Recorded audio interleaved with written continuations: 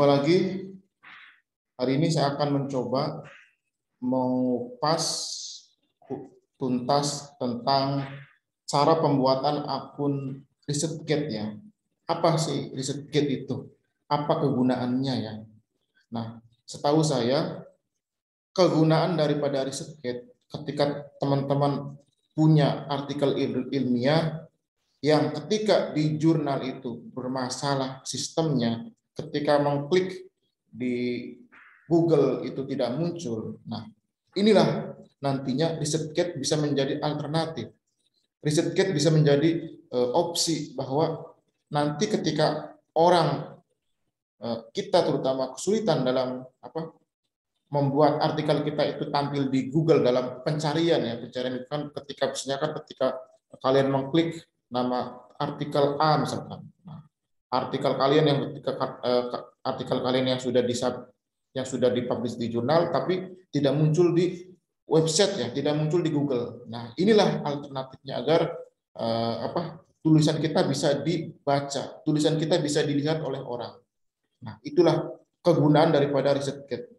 Jadi untuk para dosen, terutama untuk para dosen yang sudah punya karir jelas, yang sudah punya NIDN ya terutama ya, minimal yang pertama itu harus punya akun Sinta, yang kedua harus punya akun Google Scholar, yang ketiga ya harus punya akun ResearchGate.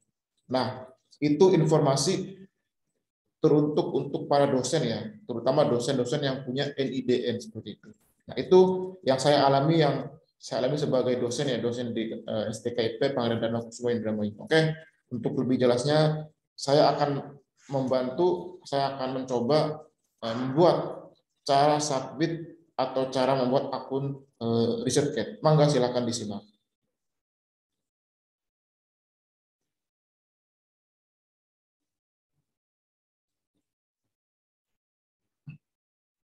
Oke, teman-teman sudah lihat ya di sini saya sudah membuat ya membuka intinya membuka halaman website ya. Jadi kalau kalian ingin mencari websitenya silakan kalian cari saja di www.researchgate.net ya, bukan .com ya. Jadi .net seperti itu. Nanti akan muncul akunnya atau websitenya. Nah, jelas teman-teman yang ketika belum mempunyai atau belum pernah mendaftar sama sekali, teman-teman minimal harus mengetahui. Nah, teman-teman yang sebagai dosen ini pilih yang mana? Apakah pilih yang akademik, ataukah pilih yang corporate, ataukah pilih yang medikal? Kalau kalian sebagai tenaga pendidik, jelas pilihlah akademik or student ya. Nah, jelas di sini nanti akan muncul. Nah, institusinya misalkan UIN Wali Songo Semarang misalkan.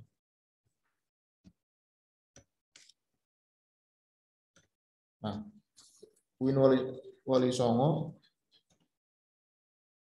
muncul kan nih.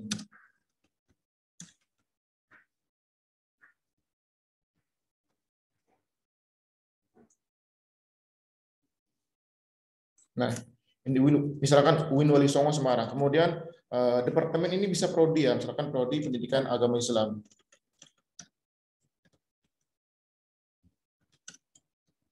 Oke, setelah teman-teman sudah mengisi dua kolom itu, silakan klik continue berikutnya. Nah, ini misalkan nama depannya misalkan Nita misalkan. Nah, kemudian nama tengahnya misalkan Yuli, kemudian nama akhirnya misalkan Astuti. Ini berarti ini langsung berarti ya. Email institusi misalkan Nita Yuli Astuti.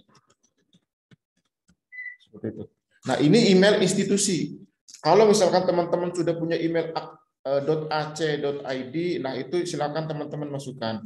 Tetapi kalau misalkan teman-teman belum punya akun .ac.id, itu bisa alternatifnya menggunakan Gmail. Misalkan saya ngetik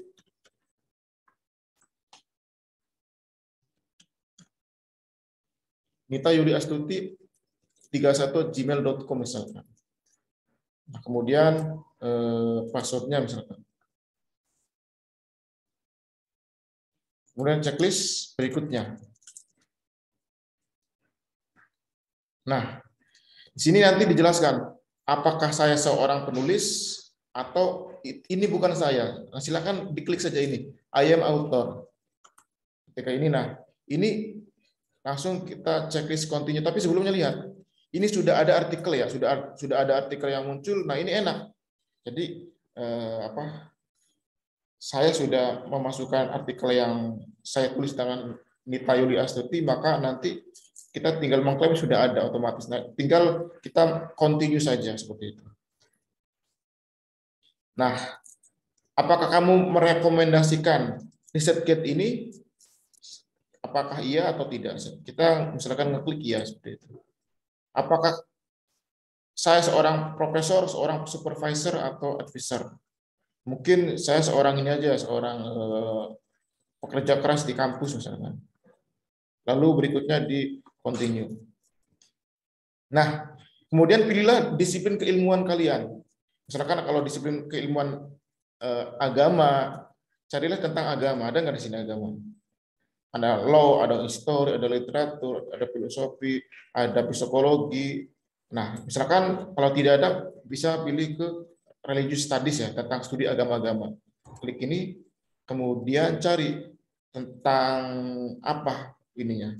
Apakah tentang mitologi, apakah tentang studi komparatif. Mungkin saya masukkan ke tentang perbandingan agama seperti itu. Masukkan pilih, lalu berikutnya ke continue. Nah, kemudian ini skill ya, saran skill yang mungkin orang nanti bisa melihat apakah kemampuan kita di bidang Timur Tengah, di bidang Iran, di negara Iran, misalkan di tentang Syria dan lain sebagainya. Misalkan saya milih tentang Timur Tengah. Klik ini, berikutnya apakah kita punya keahlian lebih dari itu? Kalau satu saja cukup ya tidak masalah. Langsung ke berikutnya ke continue. Nah, ini bisa upload foto ya. Silakan pilih foto. Kalau langsung aja, kalau kita nanti ingin skip fotonya, jadi langsung aja dilewat ya. Nah, klik skip. Nah, ini nanti ada cek email ya. Berhubung lihat ada kotak masuk nggak emailnya di sini. Kawan-kawan mohon tunggu ya, sambil membuka konfirmasi di kotak emailnya. Apakah di draftnya?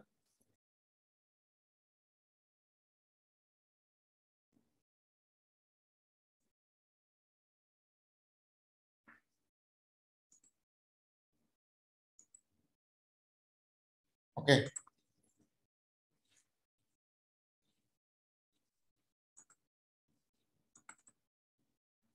Nah, inilah ketika sudah jadi kekurangan ketika kalian membuat akun ResearchGate tanpa ac.id itu nanti akan lebih kesulitan dibanding ketika kalian membuat akun ac.id. Jadi kalau menggunakan Gmail itu lebih kesulitan ya. Jadi mohon maaf saya balik ya. Jadi menggunakan akun Gmail itu lebih kesulitan untuk membuat akun ResearchGate itu.